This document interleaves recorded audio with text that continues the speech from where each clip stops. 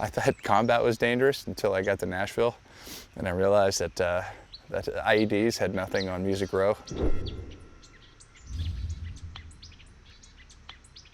They say to get to know someone, you need to walk a mile in their shoes. Sometimes you have to go considerably further.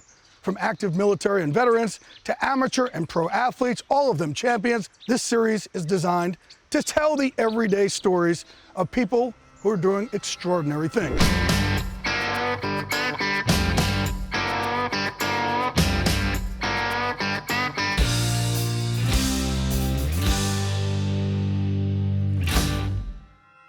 My name's Pete Scobell. I was born in Erie, Pennsylvania. I spent 17 years in the military, in the Navy. The last few years after I got out, playing a little music here in Nashville and traveling around the country.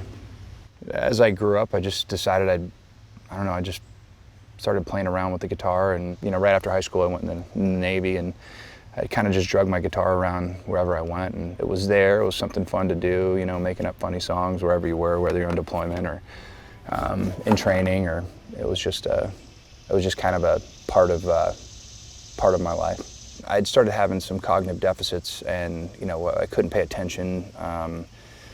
Really tough time reading emails, massive headaches, and I fortunately fell into going to a place called the National Intrepid Center of Excellence, which was the only center of excellence in the U.S. military for TBI and post-traumatic stress.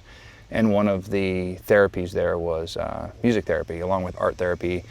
And functional MRIs have shown that playing music actually increases blood flow to all parts of the brain. And so that's why music therapy is actually one of the best therapies out there for anybody who's been through post-traumatic stress and traumatic brain injury. I just started writing music, and I wrote a song, and it ended up in the producer's lap, who was making a movie called The Hornet's Nest.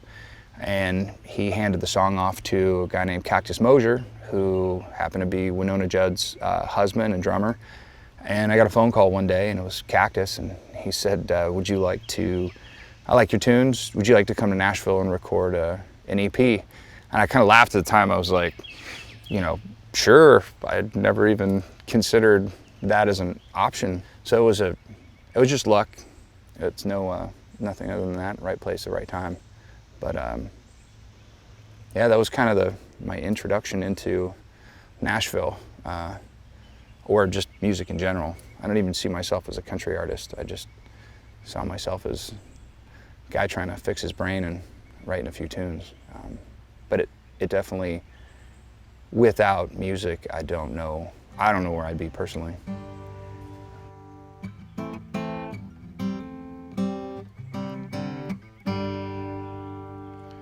I went wild and tried to kill a bottle of Crown, and then I tried to wash it down with something I know wasn't good. And I went wild, screaming my pain out loud, and on my knees I'll pray down, cursing God for what it took. And I went wild when they laid my best friend in the ground. It sank in more than 6 feet down. I'm gonna miss your smile. And I went wild when they threw the dirt on your grave. It was like throwing it in my face. That's something I can't reconcile.